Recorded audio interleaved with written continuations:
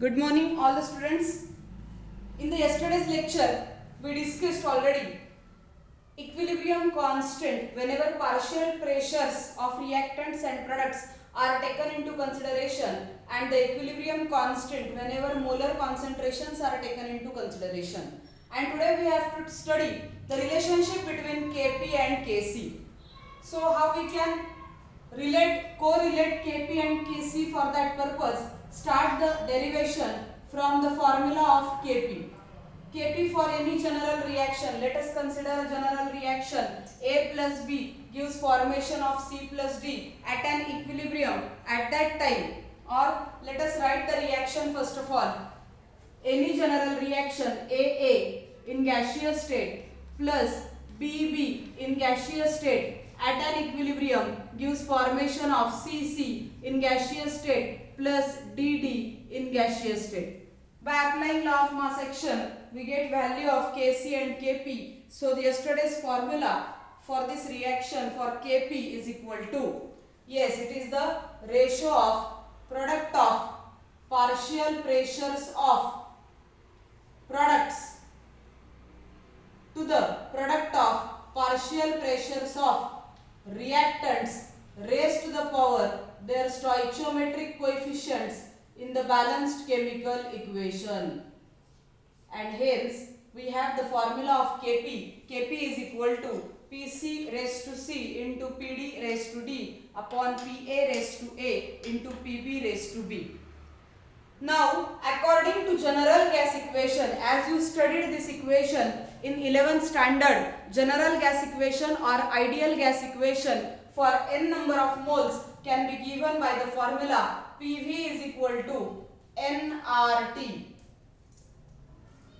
If we modify this particular formula, then we get P is equal to N by V into RT. If I want to calculate partial pressure of every component involved in the reaction, then Pa is equal to number of moles of that substance A divided by volume into RT. R is a value of gas constant and capital T is the temperature at which that reaction is going to take place, and therefore R and T always remains constant. Also we are not going to change the volume of that particular substance, therefore only number of moles and pressure on that substance is going to change.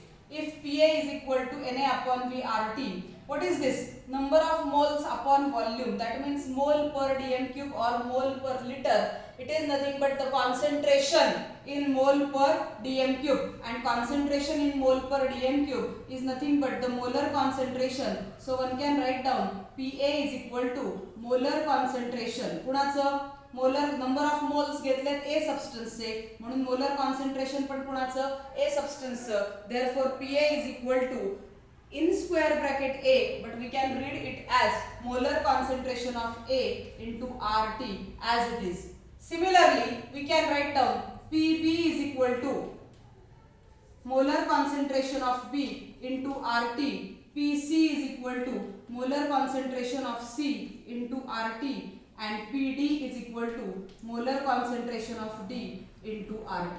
Put up all these four values of Pa, Pb, Pc and Pd in this equation so that we get formula Kp is equal to, just put up here,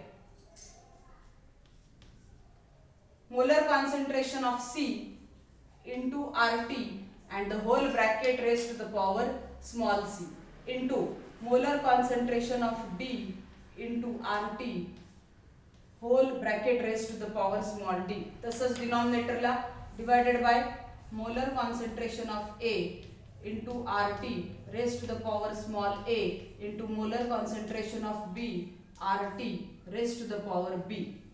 Now just separate every term so that we get next step as molar concentration of C raised to the power C into round bracket RT raised to C into molar concentration of D raised to the power D into round bracket RT raised to D divided by molar concentration of A raised to the power A in bracket RT raised to A and into molar concentration of B raised to the power B into RT raised to B. Now collect the molar concentration terms to one side and remaining terms to the next. So first of all write down molar concentration of C raised to C into molar concentration of D raised to D upon molar concentration of A raised to A into molar concentration of B raised to B into RT raised to, as base are equal and multiplication in between them, so there is summation of the indices. So RT raised to C plus D divided by here RT raised to, yes correct, A plus B. Now whenever bases are equal and there is dividation, then there is subtraction in the indices. So the next step of the formula is Kp is equal to molar concentration of C to the power C into molar concentration of D to the power D upon molar concentration of A to the power A into molar concentration of B to the power B into RT raised to the power C plus D in one bracket minus A plus B in another bracket. What is C plus D? Small c plus small d means the total number of moles of products, and A plus B, small a plus small b means total number of moles of reactants. So total number of moles of products minus total number of moles of reactants is nothing but the change in number of moles, and those change in number of moles can be denoted by the term delta N. Hence the next formula will be equal to Kp is equal to molar. Similarly, what is this? Molar concentration of C to the power C into molar concentration of D to the power D upon molar concentration of A to the power A into molar concentration of B to the power B. This is nothing but, काल जसा हा formula पाहिला होता आपण, तसाच आपण आणखी एक फॉर्म्युला पाहिला होता की Kc is equal to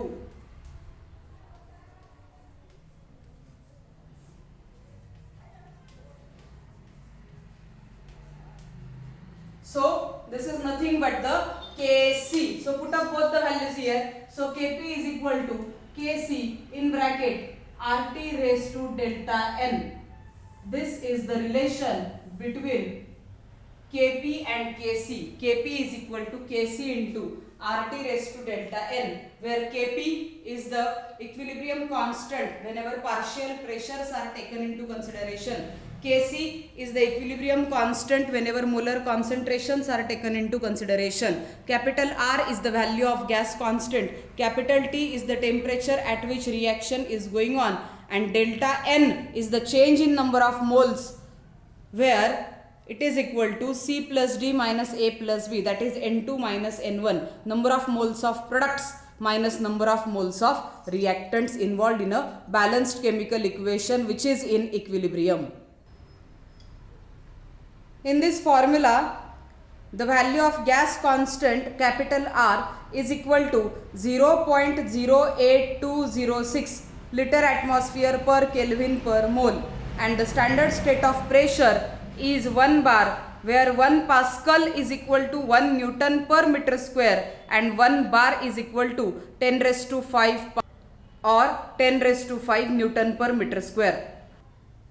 Now the next article is homogeneous and heterogeneous equilibria. Some of the reactions we can say as in the homogeneous equilibrium, and some of the reactions we may say as in the heterogeneous equilibrium. Now what is the definition of homogeneous equilibrium?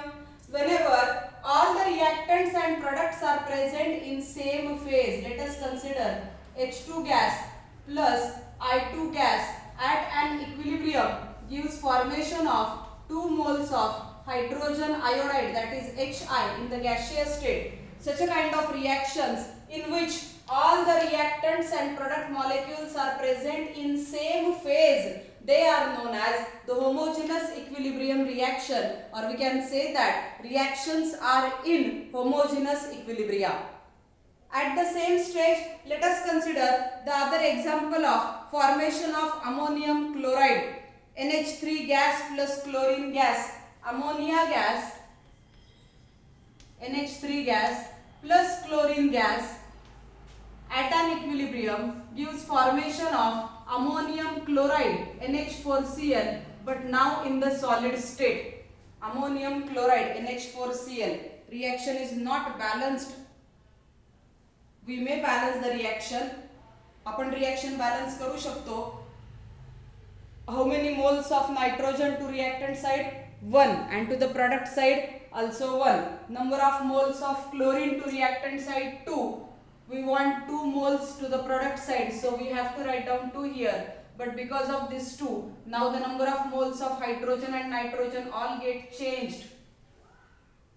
To balance this reaction, we have to take more efforts. So instead of balancing, let us focus just on the theoretical definition of heterogeneous equilibria. Balancing करणं तसं अवघड नाहीये, पण जर balancing करायचं असेल आपल्याला तर वेळ जास्त लागेल. वेळ का लागेल? कारण हायड्रोजन राईट साईडला 4 आहेत आणि लेफ्ट साईडला 3 आहेत. मग आता अशा वेळेस तुम्ही काय करू शकता? जर इथे 4 लिहिण्याचा प्रयत्न केला तर इथे नायट्रोजन 4 होतात आणि इथे जर 4 लिहिण्याचा प्रयत्न केला, बॅलन्सिंग होत नाही. म्हणजे इथे काहीतरी साइड प्रोडक्ट लिहिलं असलं पाहिजे. सध्या फक्त हेटेरोजेनस इक्वेशनचं एवढंच लक्षात ठेवा की the number of whenever the reactants and products are present in different phase, the reactants and products are present in different phase, then that particular reaction is known as reaction in heterogeneous equilibrium, or we can say it is showing heterogeneous equilibria. Balance करायला हरकत नाही, पण आता theoretical example आहे म्हणून आपण balance करण्यामध्ये वेळ घालवणार नाही आहोत. होमोजिनस आणि हेटेरोजिनस मधला महत्त्वाचा फरक, all the reactants and products in same phase, it is homo. Homo means same, genus means phase, hetero means different, genus means phase. So whenever reactants and products are present in different physical state or different phase, then those particular reactions are known as heterogeneous reactions and the equilibrium is known as heterogeneous equilibria. Now let us study the equilibrium constant for heterogeneous reactions or for heterogeneous equilibria. Heterogeneous इक्विलिब्रियासाठी आता आपण equilibrium कॉन्स्टंटची value बघूया.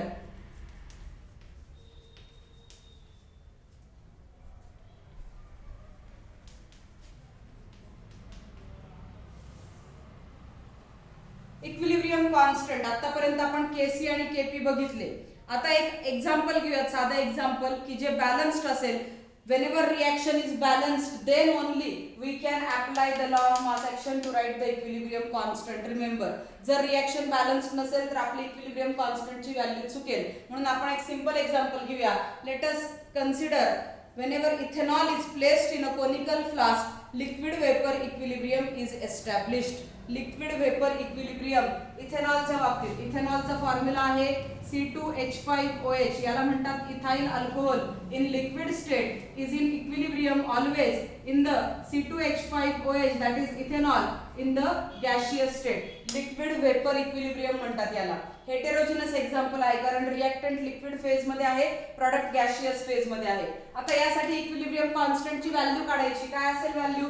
Kc is equal to, yes, the ratio of product of molar concentrations of product to the product of molar concentrations of reactants.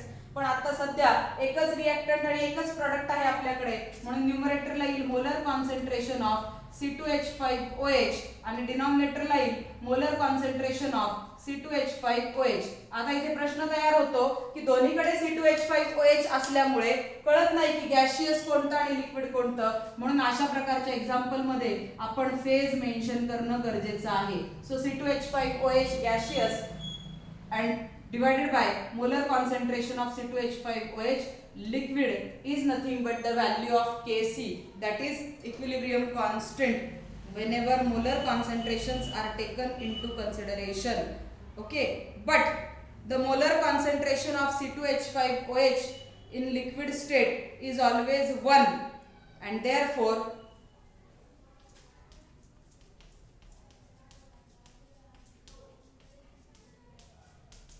hence formula for Kc become molar concentration of C2H5OH in gaseous state is nothing but Kc is the final formula for this particular example.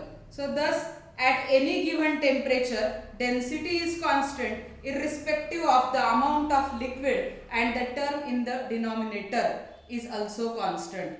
Similarly, we can consider one more example. If we consider change of iodine solid, iodine crystals at an equilibrium changes to iodine in gaseous state. जसं हे liquid vapour equilibrium होतं तसं हे solid vapour equilibrium आहे. Sublimation होतं direct आयोडीनचं. यासाठी direct आपण या पद्धतीने जर रूल अप्लाय केला तर फायनल फॉर्म्युला आपल्याला केसीचा काय मिळेल? Kc is equal to molar concentration of I2 in gaseous state. Molar concentration of I2 in gaseous state. कारण डिनॉमिनेटर किती कन्सिडर करायचं आपल्याला? 1 कन्सिडर करायचं आहे. म्हणजे I2 सॉलिडचं काय येणार आहे? 1 येणार आहे. So we have to remember one important thing. When writing an equilibrium constant expression, we have to use only the concentrations of gases and the dissolved substances. का बरं आपण हे कॉन्सन्ट्रेशन 1 कन्सिडर केलं? का बरं आपण हे कॉन्सन्ट्रेशन 1 कन्सिडर केलं? कारण liquid आणि सॉलिड यांच्यासाठी ह्या कंडिशन नाही. फक्त कोणासाठी अप्लाय करू शकतो आपण? इन गॅशियस फेज और इन ॲक्वियस फेज. गॅस किंवा ॲक्वियस फेजमध्येच आपण हा फॉर्म्युला अप्लाय करू शकतो. इतर ठिकाणी त्याचं कॉन्सन्ट्रेशन नेहमी युनिटी कन्सिडर करायचं आहे, 1 कन्सिडर करायचं आहे.